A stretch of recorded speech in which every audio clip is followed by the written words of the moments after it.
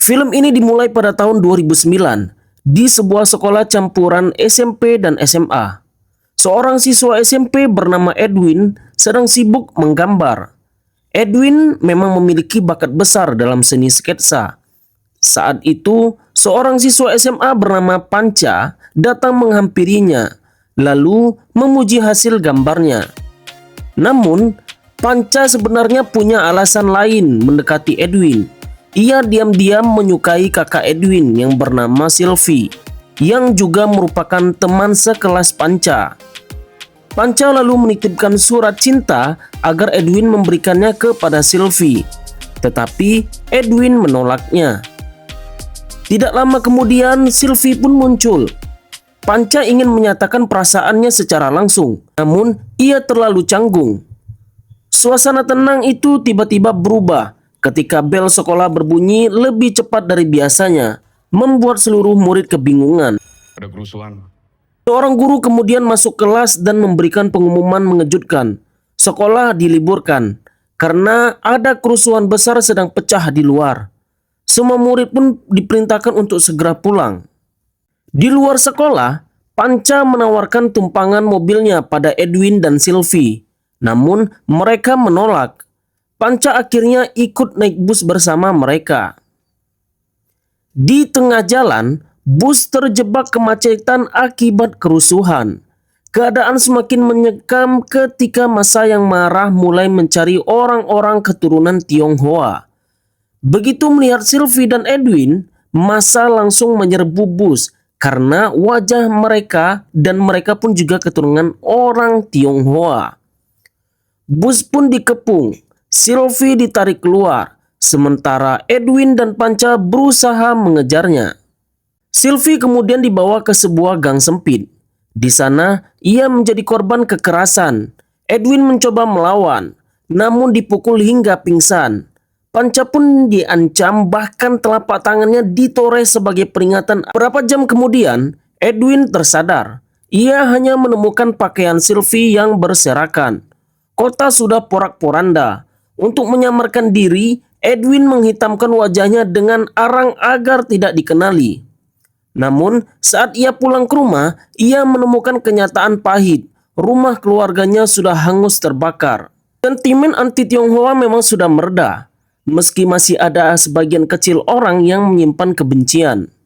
Kini, Edwin mencoba melamar sebagai guru di SMA Duri.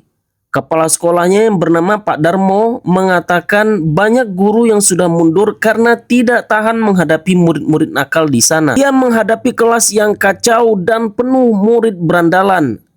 Dengan sikap tegas, ia berhasil membuat mereka diam. Tetapi, salah satu murid yang bernama Jeffrey muncul sebagai lawan terbesarnya. Jeffrey bahkan melempar potongan kayu ke arah Edwin. Namun Edwin tetap tenang dan berhasil mempermalukannya di depan kelas. Di luar sekolah, Jeffrey dan gengnya kembali berulah. Mereka mencari murid keturunan Tionghoa untuk disiksa, seakan mengulang kebiadaban masa lalu. Sepulang dari sana, Edwin melihat muridnya, Kristo, dikeroyok sekelompok geng pemuda Tionghoa, dan Edwin lalu menolongnya. Dari situlah muncul kecurigaannya, mungkinkah Kristo adalah anak dari Sylvie, hasil dari tragedi kelam di masa lalu. Pesan terakhir Sylvie di rumah sakit dulu masih terngiang di ingatannya.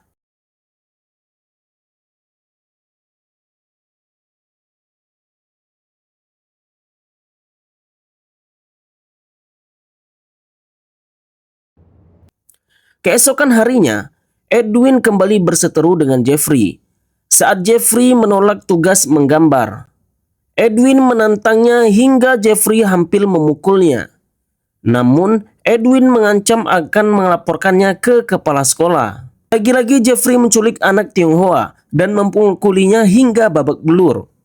Di perpustakaan, Diana menghampiri Edwin. Mereka berbincang dan sepakat untuk pergi ke bar sepulang sekolah.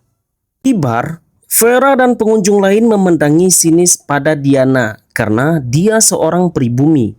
Sementara itu, siaran TV menyiarkan berita tentang kerusuhan yang mulai muncul kembali. Malam itu, saat Edwin berjalan sendirian, ia tiba-tiba diserang oleh Jeffrey yang memakai topeng. Jeffrey melawan dengan pisau, namun justru melukai dirinya sendiri.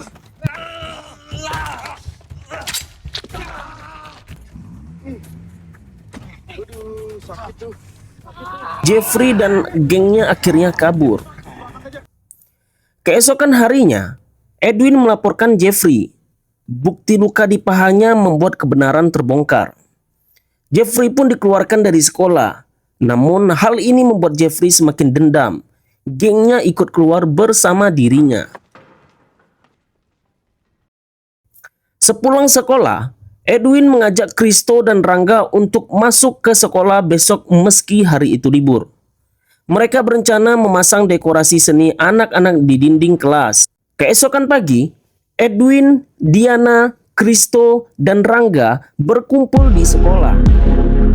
Namun, berita di televisi menyiarkan bahwa kerusuhan kembali pecah. Di saat bersamaan, Jeffrey dan gengnya datang membawa senjata tajam. Mereka mengunci sekolah dari dalam, memburu Edwin. Setelah kejar-kejaran, Edwin dan yang lain berhasil mengunci diri di ruang hall. Pintu besi tebal membuat Jeffrey gagal mendobraknya.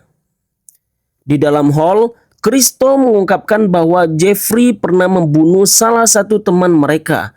Ia bahkan mengirimkan videonya ke ponsel Kristo. Namun mereka gagal melihatnya karena tidak ada sinyal. Situasi makin mencengkam ketika ayah Rangga, Abduh, datang mencari anaknya. Geng Jeffrey segera menyanderanya. Dalam negosiasi pertama, Edwin berhasil menarik Abduh masuk ke hall. Hal ini membuat Jeffrey semakin murka karena Edwin tidak sesuai dengan menepati janjinya. Dalam negosiasi kedua, Edwin meminta agar Abduh dan Rangga dilepaskan. Dengan imbalan, dirinya nanti akan menyerahkan diri ke Jeffrey. Namun ternyata Jeffrey malah semakin kejam. Ia menyiksa Abduh dan membakarnya hidup-hidup di depan mata Rangga.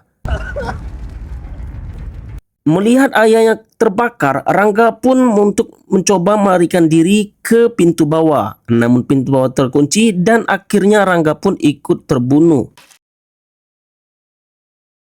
Di dalam hall, Edwin akhirnya mengaku pada Diana bahwa tujuan ia mengajar di SMA Duri adalah untuk menemukan keponakannya, anak dari Sylvie. Firasatnya mengatakan anak itu adalah Kristo. Mereka akhirnya menemukan sebuah cerobong di ujung ruangan. Edwin bergerak menuju toilet dan di toilet tempat Sim yang mau buang air. Lalu Edwin berhasil mencapai ruang security dan mendapatkan kunci pintu darurat. Sementara itu, Jeffrey mulai mengelas pintu hall dari luar.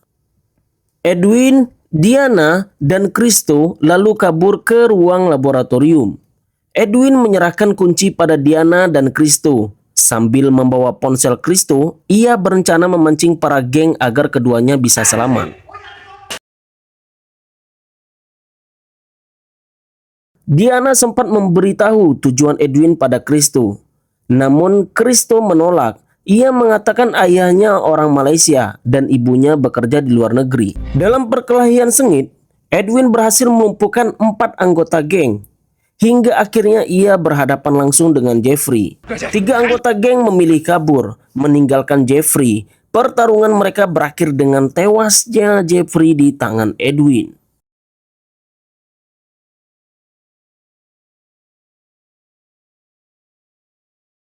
Namun, saat para penjara dari kerusuhan masuk ke sekolah, Edwin berhasil membuka ponsel Kristo. Video pembunuhan itu akhirnya bisa diputar. Dalam video tersebut, korban mengejek Jeffrey dengan kata-kata yang menyayat. Anak keturunan Cina, ibunya diperkosa oleh warga pribumi. Disitulah Edwin sadar akan kebenaran yang paling tragis. Ternyata Jeffrey ini adalah keponakannya sendiri, putra dari Sylvie yang anak selama ini ia cari-cari. Namun akhirnya anak itu telah terbunuh, menjadi perwujudan kebencian dan trauma yang sama yang dulu menghancurkan keluarga mereka. Edwin yang mulai dikenali sebagai orang Tionghoa oleh para penjara, terpaksa ia melarikan diri. Ia berhasil keluar dari gerbang sekolah dan diselamatkan oleh seorang pengendara mobil. Lebih mengejutkan lagi, ternyata orang itu adalah Panca, teman masa kecilnya. Edwin melihat bekas luka torehan di tangan Panca, sebuah pengingat dari tragedi masa lalu. Namun Edwin memilih diam, tidak mengungkapkan identitasnya. Dan cerita berakhir di situ. Dan begitu, Kupas Squad, kita ini bukan cuma soal guru yang berjuang di sekolah barbar, tapi juga tentang luka lama yang gak pernah sembuh. Edwin datang dengan niat mendidik, tapi malah menemukan kenyataan pahit. Musuh terbesarnya di kelas adalah darah dagingnya sendiri. Gila kan? Dari ribut di kelas sampai duel hidup mati di sekolah, ternyata semuanya balik lagi ke satu hal, trauma masa lalu yang gak pernah selesai. Pesannya simpel, tapi menusuk. Kebencian itu bisa diwariskan, dan kalau nggak disembuhin, bisa jadi bom waktu yang meledak di generasi berikutnya. Dan akhirnya, Edwin pergi bukan sebagai pahlawan, tapi sebagai orang yang harus hidup dengan rahasia paling pahit. Karena apa? Karena keponakan yang ia cari selama ini sudah pergi untuk selamanya. So, Kupas Squad, kira-kira kalau kalian ada di posisi Edwin, berani nggak ngakuin kebenaran itu? Atau pilih diam kayak dia? Terima kasih telah menonton video ini.